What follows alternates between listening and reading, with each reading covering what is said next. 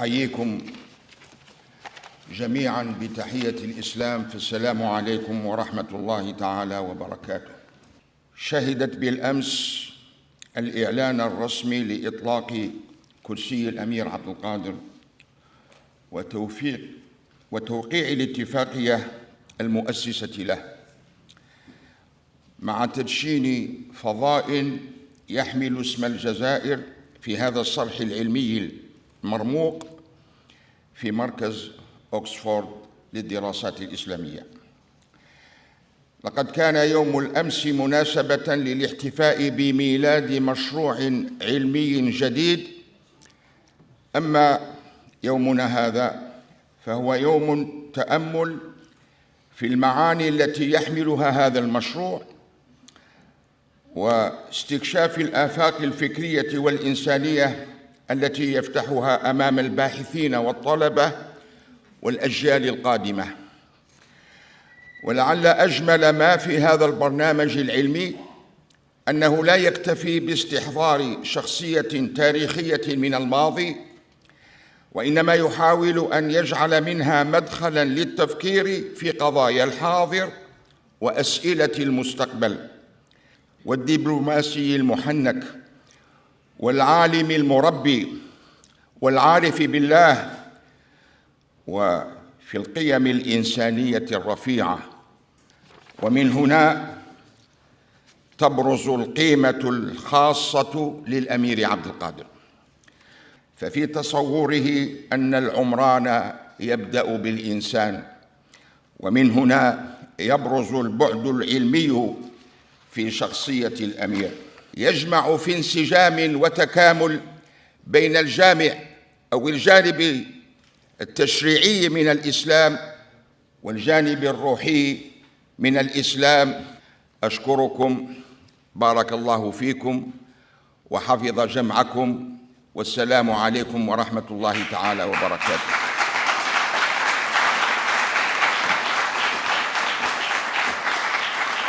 While yesterday served as an occasion to celebrate the birth of a new academic endeavor, today is the day for reflecting on the meanings.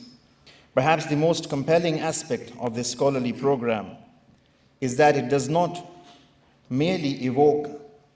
The Emir transcended the boundaries of his own age. In our present era of turmoil, humanity stands in greater need of his teaching than ever before. For Emir Abdel Qadir al-Jazairi, dialogue meant the cultivation of peaceful coexistence. nous lui imposons pour une perspective of single culture. لازم التوازن والانسجام والتكامل بين الوحدة والتعددية. أمير عبد القادر is a bridge for us, for all, forever. Thank you. Inspiring potential of Abdul Qadir. Some of that I may find myself repeating, unnecessary though that may well be. One of the many reasons I think why friends and colleagues have already suggested his usefulness for reflection and study today. His release from captivity, stopping first in Bursa, which is almost instantly destroyed by an earthquake, of the integration of the Mashriqi economy into tremendous honor for himself by organizing a militia to save the lives of between 10 and 15,000 Christians in the city. ما ارتاب أحد ممن تعرف الأمير عبد القادر شخصاً أو سمعة أو ثقافة أنه بعد الأنبياء والرسل عليهم الصلاة والسلام في تاريخ النبوة الطويل وتاريخ الإنسانية الأطول أنه شخصية ليس فقط مهمة، ولكن من أهم ما أنجبته هذه الإنسانية، ليلقي على صدرها الأفلاك والشهب بلغة نزار قباني. وجاءت معه حمولة الشرق كله، un personnage universelle. الأمير عبد القادر يستمد كونيته في هذا المسلك الوفي الذي به تبقى الجزائر كبيرة، ولن أعتذر عن التوصيف. He arrives at Folkestone that evening. Wednesday, the 2nd of August, he travels to London. It is also 5 minutes walk from Downing Street. Queen Victoria was the Queen at the time. Lord Palmerston was the Prime Minister, and his visit August. An initial exploratory visit to Crystal Palace in the company of Mr. Hackard, the French consul in Damascus. The grand occasion, the formal reception at Crystal Palace. He is welcomed by the chairman. A Belfast paper reported with evident delight. Assalamu alaikum. Thank you.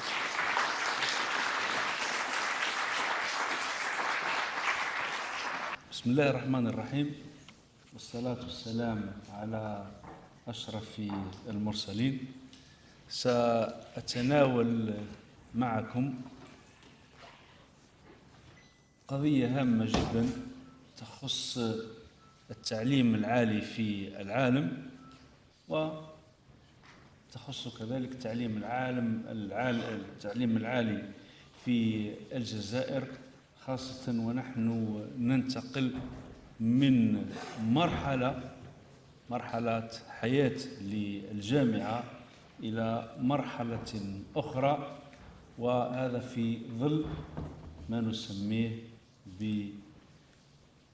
بالذكاء الاصطناعي، وهو أن الجامعة عرفت محطات عديدة. هذه المحطات المفصلية بدأت بظهور الطباعة، بعد ذلك الثورة العلمية، بعد الثورة العلمية الثورة الصناعية، وأخيرا الثورة الرقمية. كيف ينبغي أن نؤهل أو كيف ينبغي أن نعتمد الذكاء الاصطناعي الذي أصبح فعلا ثورة، مثلما كانت الثورة في بداية الثورة الرقمية مع ظهور الإنترنت 30 سنة سبقت.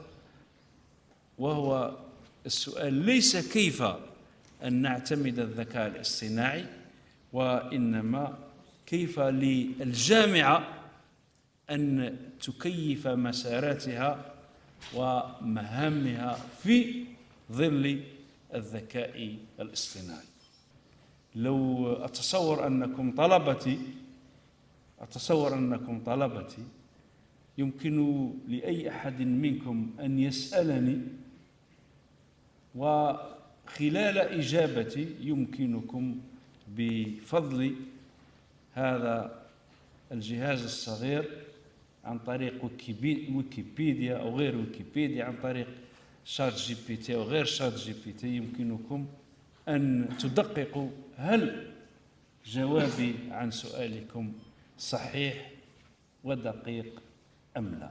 إذن هنا أصبحت المعلومة ليست حكرا على المكون أو على الأستاذ، وإنما مصدرها تغير، وأصبح كل من يمتلك وسائل وأجهزة الذكاء الاصطناعي وغير الذكاء الاصطناعي، الأجهزة المرقمنة، أن يتمكن من ملك هذه المعلومة. هناك شروط تتمثل في 3 محاور. المحور الأول وهو المهم جدا، المتمثل في المعطيات الدقيقة. ثانيا البنية التحتية من حواسب قوية ومن منصات للذكاء الاصطناعي. وثالثا وجود أو ضمان عناصر بشرية أو رأس مال بشري يقوم بتسيير شأن الذكاء الاصطناعي. أضمن ذلك أن إدخال الذكاء الاصطناعي في بناء المسار الفردي للطالب سيكون ناجحا، وبالتالي ننجح في هذه العملية الهامة في ما نسميه إصلاح المنظومة التعليمية الوطنية. للإجابة كيف سيغير أو ستغير الذكاء الاصطناعي الجامعة، أقول ما يلي كأجوبة.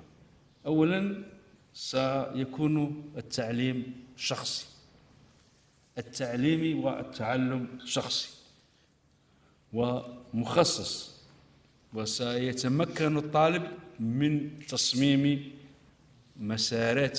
مساراته طبقا لقدراته، وهذا ما سنبدأ في تطبيقه ابتداء من سبتمبر المقبل. تحيا الصداقة الجزائرية البريطانية، والسلام عليكم ورحمة الله تعالى وبركاته.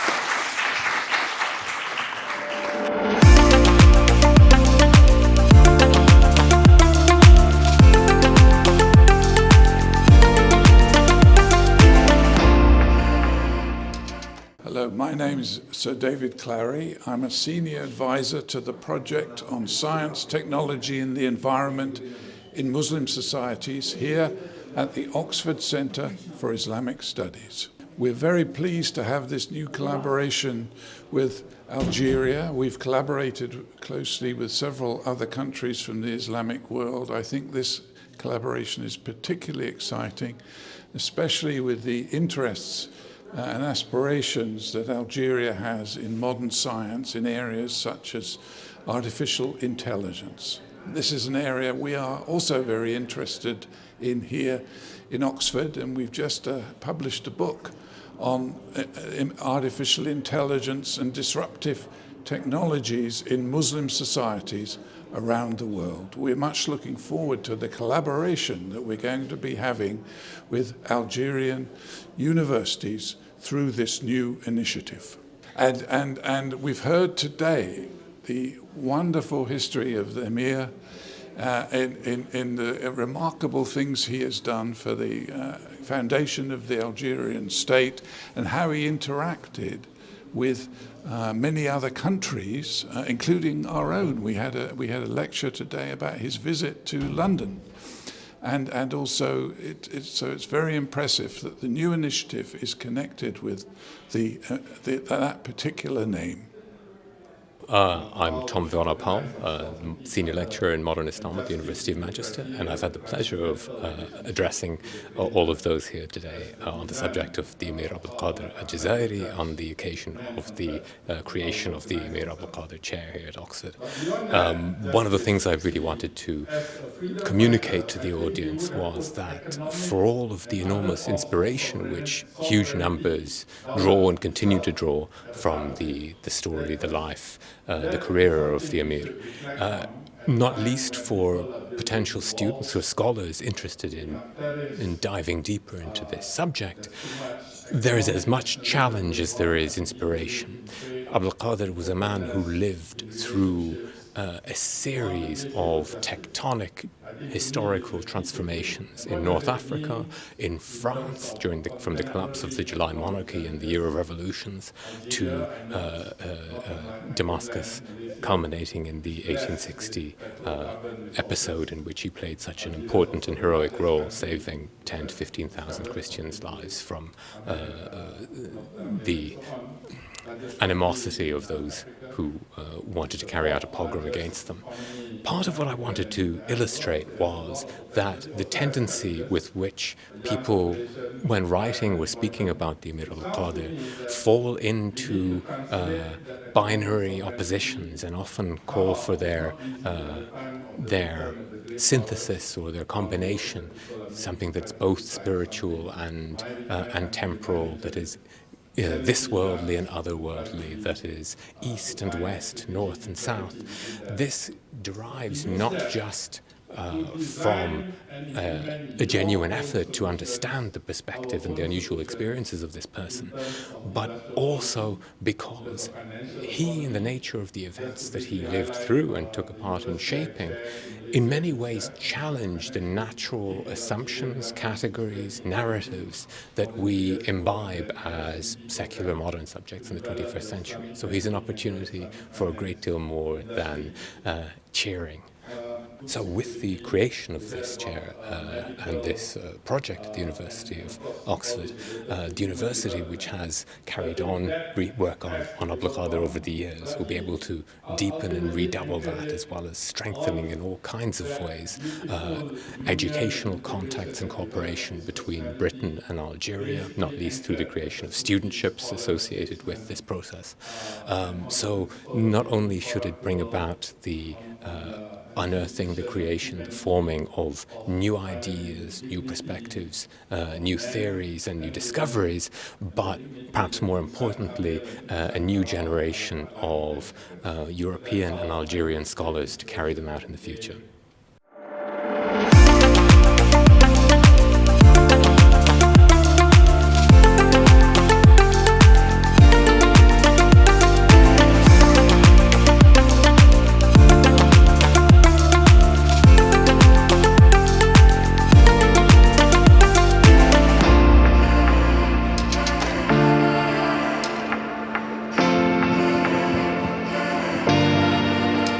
حقيقة هذا يوم تاريخي ليس فقط للجزائر وإنما للجالية العربية والمسلمة. الأمير عبد القادر الجزائري هو رمز جزائري كبير، هو أمير وهو شاعر وهو مثقف، وهذه تجربة تاريخية بالغة الأهمية. هذا الحضور الكبير اليوم من البريطانيين ومن الأكاديميين ومن مختلف التوجهات الفكرية ومن مختلف الجنسيات يؤكد على مكانة الأمير وعلى تكريم الأمير وعلى هذا الحدث الاستثنائي والتاريخي في واحدة من أعرق الجامعات البريطانية وفي مركز الدراسات الإسلامية في جامعة أكسفورد هنا. الحقيقة نهنئ الجزائريين، نهنئ الجالية العربية والمسلمة. هذه حقيقة إنجاز مهم جدا لجهة أن الثقافة هي اللغة التي يفهمها البريطانيون وهي التي تمد جسور التواصل بين الشعوب والثقافات.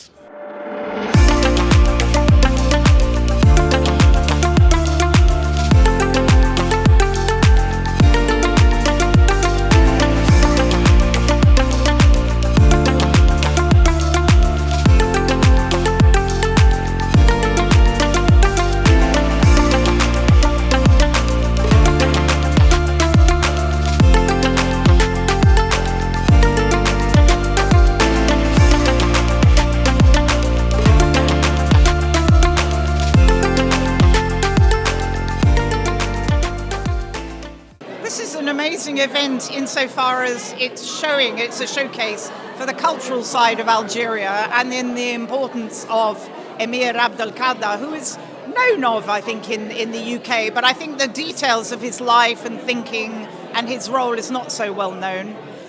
But it's a way of bringing people together and introducing the British to a very culturally significant part of Algeria, and also the Centre for Studying the legacy of Abdelkader will bring in a lot more Algerian researchers, and they'll have a much better presence. And Oxford is an ideal place to do that. There are already centres for Middle East expertise. The Centre for Islamic Studies is already well known, so it's perfect timing.